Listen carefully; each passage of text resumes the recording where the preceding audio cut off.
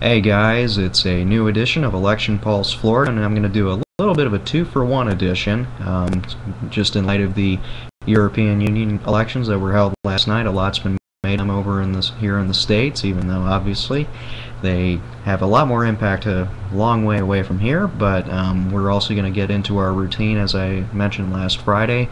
The Monday following the Senate edition of Election Pulse Florida, we're going to talk about the Florida governor's race, which looks to be very competitive in the general election, with Florida Attorney General Bill McCollum facing off against Democrat Chief Financial Officer Alex Sink.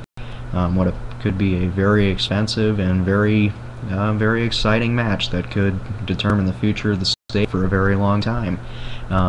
There were some developments on this front. No new primary challengers of note. It looks like the Republican and Democrat parties of Florida are looking to solidify their support behind McCollum and Sink, and it doesn't look like any credible challengers will come, but there is rumbling on the Republican side about State Senator Paula Dockery of the Tampa area has claimed that she's getting strong support to primary Attorney General McCollum, and there was a poll that came up by Strategic Vision, a firm run by David Johnson of Atlanta, a Republican political consultant, that had her pulling 28% of the vote in a Republican primary against Bill McCollum. And Strategic Vision is a reliable firm and all that sort of thing, but the fact is, the woman doesn't have 28% name recognition in her own media market, let alone the state of Florida.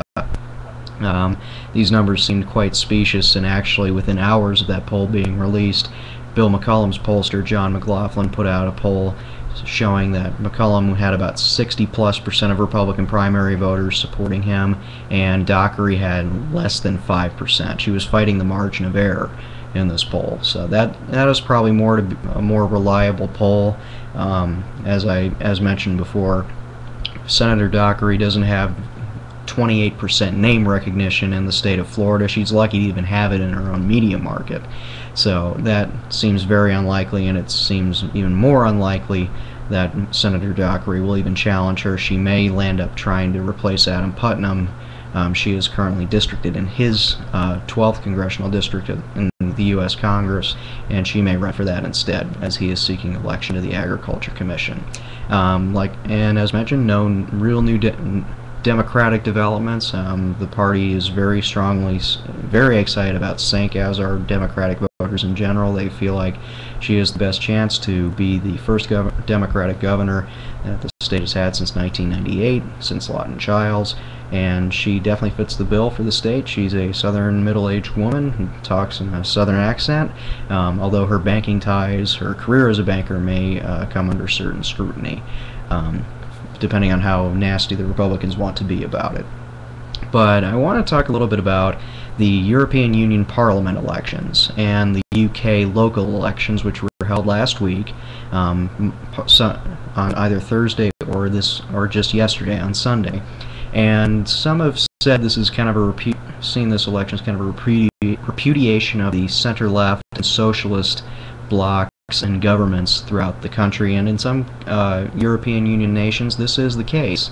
The socialist government of Spain saw their party do very poorly in the EU elections, with the conservative opposition party gaining seats and actually holding a plurality over the socialists. Those socialists run by Jose Zapatero, and in Italy, the conservative government led by Silvio Berlusconi did very well, and of course it was much publicized in the UK, where the Conservatives did very well in the local elections, and Labour got absolutely clobbered in both the local elections, losing about 200 seats in the local councils, and they lost 7 seats in the EU Parliament. And when you combine it with the Liberal Democrats losing another seat, that is a huge loss for the center-left bloc in the UK. The other issue that has been discussed at length is the rise of the nationalist parties. In fact, some would even call them racist parties. The British National Party, a leftist party, in the United Kingdom, which has become notable for having very strong anti-gay tendencies and has whites-only membership, elected two members to the EU Parliament and had some success electing members to local councils. The UK Independence Party, which is not nearly as racist, but they are a center-right and Eurosceptic party, a party that does not believe in membership in the European Union. They won I think they won 10 or 12 seats in the EU Parliament, and they won a handful of local council seats. And there are increasingly strong Eurosceptic voices in the Conservative Party, which looks to be very aggressive and possibly moving to have Labour Party leader and UK Prime Minister Gordon Brown moved from office. There may be a motion for a vote of no confidence as early as sometime this year. He is in very bad shape, as is the UK, and he may be the victim of a lot of popular uprising. And of course in the Netherlands there's America's favorite Dutch politician, Geert Wilders, the very tall, bleach blonde man. His party, the Freedom Party, and of course he is the leader who referred to Islam as a retarded religion. His party won 4 seats in the European Parliament and finished second overall in voting for that in the Netherlands. And a handful of other nationalist parties did well. The Scottish National Party, the Independence Party of Scotland won a couple seats in the Parliament, and across the continent, nationalists of all political persuasions did well, while the right parties held in the EU Parliament by the European People's Party bloc held roughly the same amount of seats, and the center-left parties, the Socialist bloc and the Liberal bloc, got creamed, with the exception of France, where the Green Party did well. And some have said, you know, this is a rejection of socialism, and blah blah blah blah blah. It's hard to say.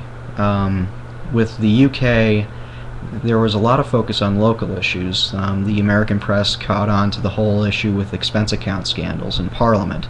That was a huge issue in local elections, along with the economy and crime. And Labour, the center-left party in Britain, found themselves, you know, facing the brunt of the blame, even though they are a center-left party.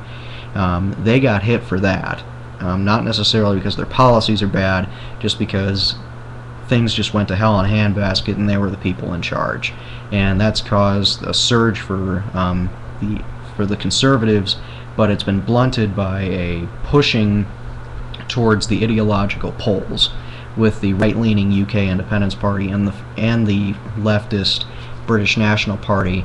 You're seeing the reawakening of nationalism in general is real, but I would not say that Euroscepticism itself is having a reawakening. This idea that the European Union is being rejected, I think you ought to take note of the fact that European Union election turnout was very low. People may just feel like the EU is part of their lives, and they just feel like their vote doesn't count. They are fine with it, they just don't believe the parliamentary elections matter all that much.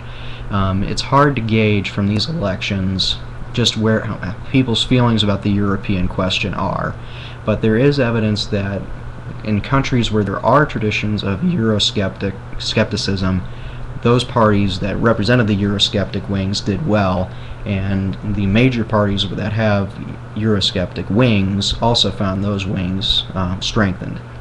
Those are some things to think about. And the left parties, the center-left parties, are in a bit of disarray, and I think there's a temptation on those sides to advocate even more socialistic policies. The feeling that they wanted more government control, but they just didn't go far enough.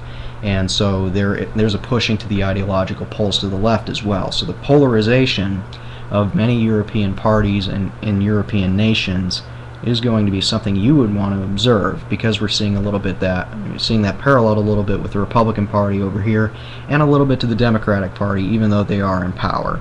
So the parallels there are interesting. I don't think it's a repudiation of anything. I think it's just a rejection of politics as usual, and just a lot of frustration being put out the only way that voters can, at least most powerfully, and that is at the ballot box. So just someone to think about, just someone to, you know, consider in the midst of the punditocracy making their own points of view. So we'll be back next week with a new edition of Election Pulse Florida, covering some other local races. And until then, I'm Matt Mitchell with Red County, and see you around. Bye-bye.